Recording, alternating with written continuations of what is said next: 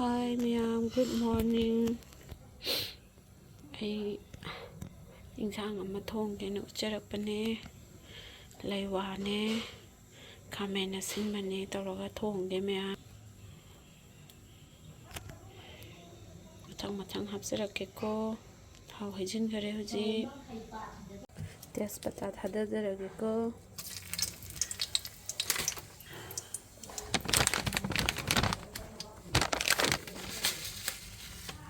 Jira se khitang hapjageko.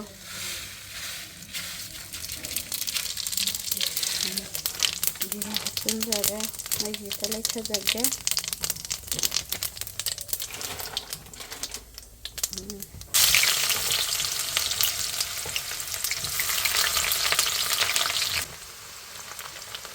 Chahau moro te kan hai ni se khinde yon de min harakan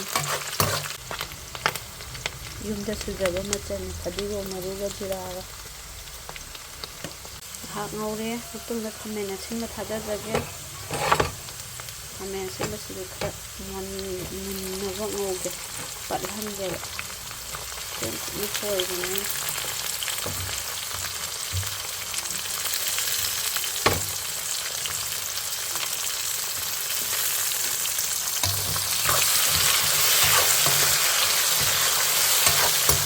Simba ngauga sidina ko sina khumjala thamge sune jalang sathana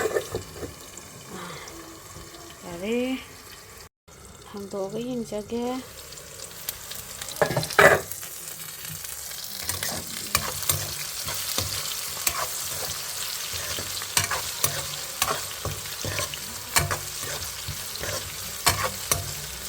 Leiwa sen hapjage ko Leiwa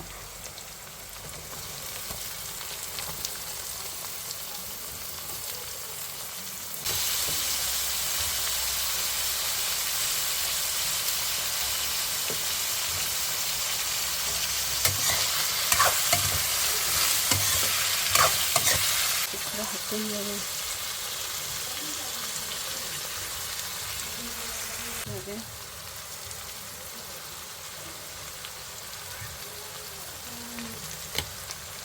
Tang okai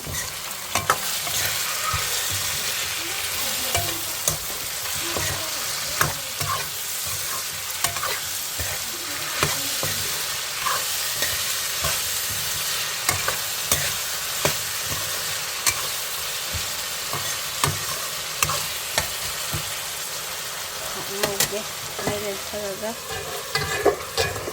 ai maga ngauge mo hangdoga yengasiko.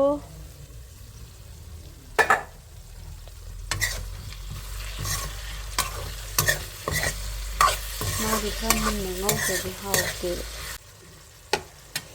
chala sa hapjange cha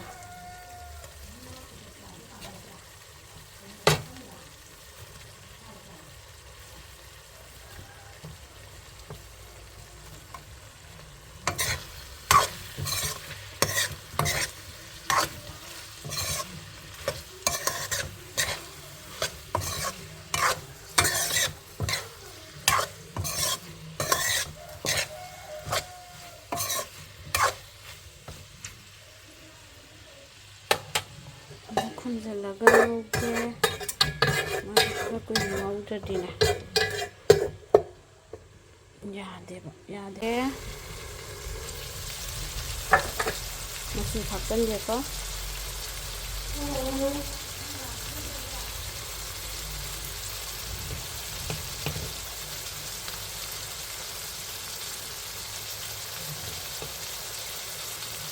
yani kita ini khumjanjarage.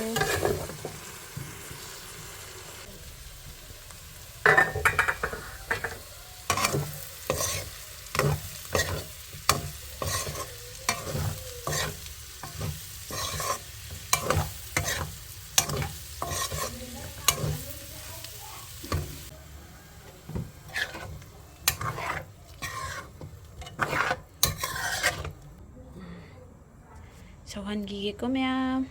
Muốn nghe cái sang xe ꯀꯪꯉꯦ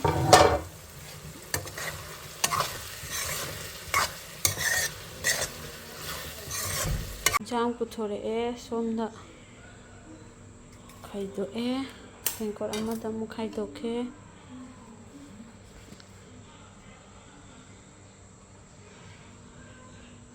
ꯈꯥꯏꯗꯣꯛꯑꯦ ꯇꯥꯗꯤ ꯉꯁꯤꯒꯤꯗꯤ ꯃꯇꯥꯡ ꯁ꯭ꯋꯥꯏꯗ ꯂꯣꯏꯁꯤꯟꯖꯔꯒꯦ ꯃꯌꯥꯝ ꯃꯊꯪꯒꯤ ꯚꯤꯗꯤꯑꯣꯗ ꯑꯃꯨꯛ ꯊꯦꯡꯅꯔꯁꯤꯀꯣ ꯕꯥꯏ ꯕꯥꯏ